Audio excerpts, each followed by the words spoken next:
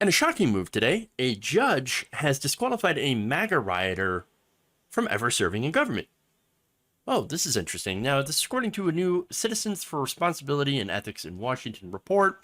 A New Mexico judge has ordered Otero County Commissioner Coy Griffin be removed from office, effective immediately.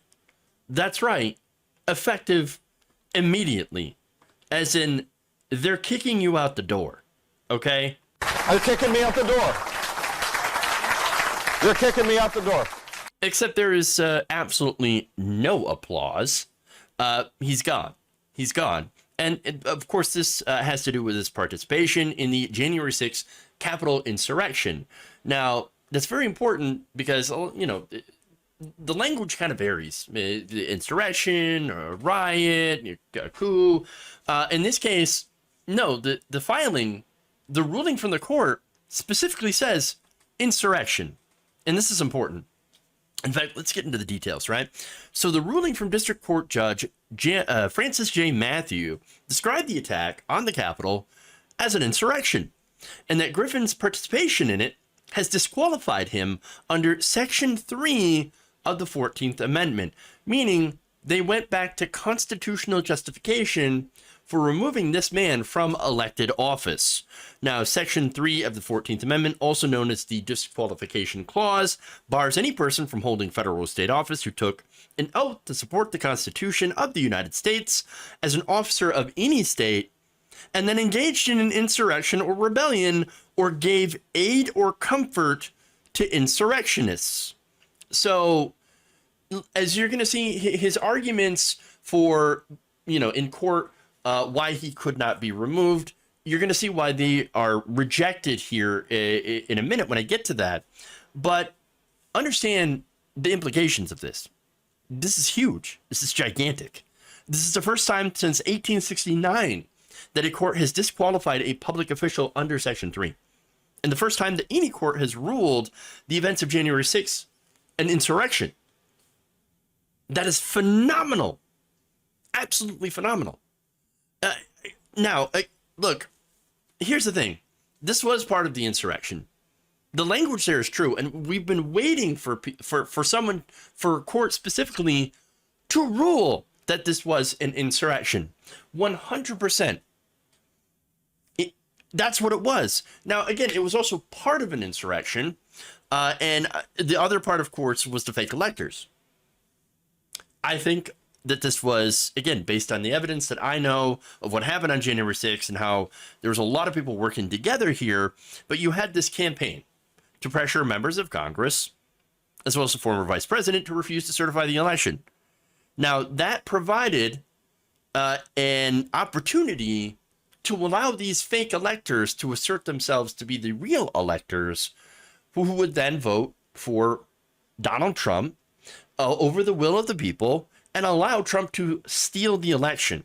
And we know this because here you had idiot Peter Navarro literally writing a book and saying, yeah, this was the plan. No, we were going to do that. We're going to have we got the fake electors. We're going to do all that. And we're going to create through the, you know, the pressure on the vice president to not certify the election. And again, this is what Trump had tweeted about during January 6th.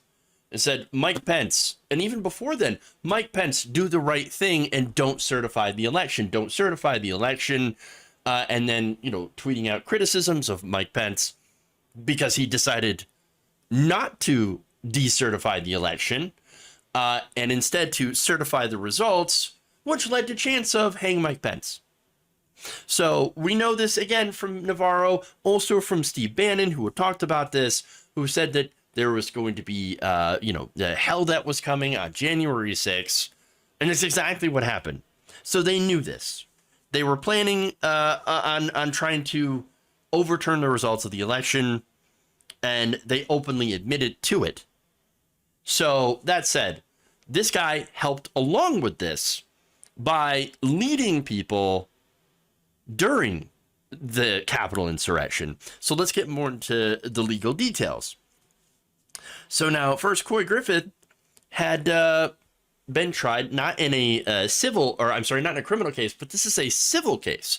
This is actually a lawsuit brought forth by the people of New Mexico to disqualify him from office. So again, this is civil, this is not criminal. Now, that is why, and I bring it up because it's why the court rejected Griffin's arguments that he could not be removed, because he says, well, I haven't been convicted of insurrection, so I can't be an insurrectionist or guilty of insurrection if I haven't been actually charged with insurrection.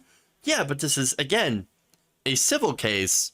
And so your constituents said, yeah, look, we don't care that you haven't been legally charged or criminally charged.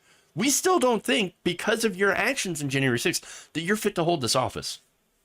So we want you gone. Again, the criminal stuff is not relevant. Now, he actually did face some actual criminal charges related to his actions during January 6th.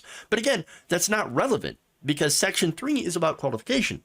Whether or not he has the right to hold office based on his actions, the court said, no, we just don't believe it. The court found that he had engaged in repeated efforts to mobilize a mob and incite them toward violence. According to an eyewitness to Griffin's behavior, who testified under oath, he had even took leadership position with the mob. And even before that, he was doing speeches, very incendiary speeches, which the court said shows Griffin's willingness to stop by any means necessary a Biden presidency. And finally, in the days following the attack, he continued to defend the insurrection, boasted about his involvement, and suggested a possible repeat in the future. So understand, this is a dangerous guy. And so, yeah, of course, some of his constituents in New Mexico said, you know what? No, we don't think that you're fit to hold office at all. You don't believe in the peaceful transfer of power, and that your actions, whether they be criminal or not, demonstrated that unfitness. And that's according to New Mexico law, which says that, again, any private citizen can file a lawsuit to remove any disqualified county official from office, and he clearly was not qualified. His other defenses included claiming that disqualifying him from holding higher office had violated his First Amendment rights. Now, the court didn't buy it.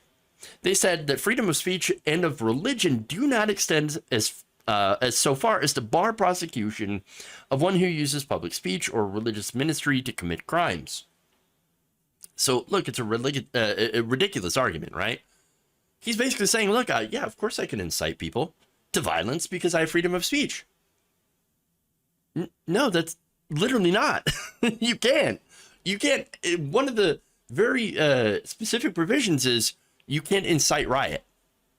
You can't incite violence against the government through free speech. That's not free speech. Now, they also made the argument that you can't get in trouble, or that he couldn't get in trouble, because, well, Black Lives Matter protests, they caused a lot of violence. Did you know that? BLM. Now, look, anybody who spent any time online arguing with MAGA chuds has seen this argument. Every right-wing commenter on Facebook, whenever somebody talks about what happened in January 6th, the first thing they bring up is, but what about BLM? Yeah, the BLM, the riots, they burnt down entire cities. For one, which cities had actually burnt down? None. I'm not saying that there wasn't any property damage. There was millions of dollars worth of property damage because you had some of the people who were rented. But once again, you look at the studies on that, 93% peaceful. And again, this is about holding police accountable for killing unarmed black people for the death of George Floyd. But that actually factors into the court's response to this. In fact, in their ruling, they said that while some of the Black Lives Matter protests caused a lot of property damage, which is true, January 6th was an unprecedented use of violence and intimidation to effect the orderly transition of power as mandated by federal law. When you're comparing the BLM protests and the riots versus the Capitol insurrection, they're just vastly different. It's comparing apples and bananas. They're just not the same thing. And so if you're making that argument, it's, again, doesn't make sense. It's nonsensical. It's not true because there are vastly different things, vastly different aims and purposes to both of those different events. Now, the court also concluded that none of the defenses that Mr. Griffin had raised before the court had any merit. And as such, he is, as a result, barred for life from serving as a senator or a representative in Congress, elector of president, vice president, or from holding any office, civil or military, under the United States or any state, including his current office, effective immediately. Which means, you gotta go. Get the hell out of here. You're disqualified. Gone. And I absolutely love it.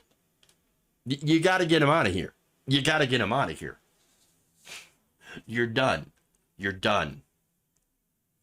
So, now, one last thing, and again, showing the importance of this. The precedent has now been set.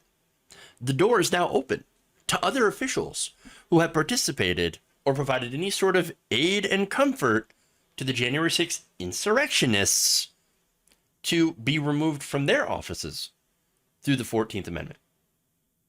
If you're Marjorie Greene, if you're Lauren Boebert, Matt Gaetz, or whatever, right? Jim Jordan, any member of the insurrection caucus, but you might start to get a little worried after this.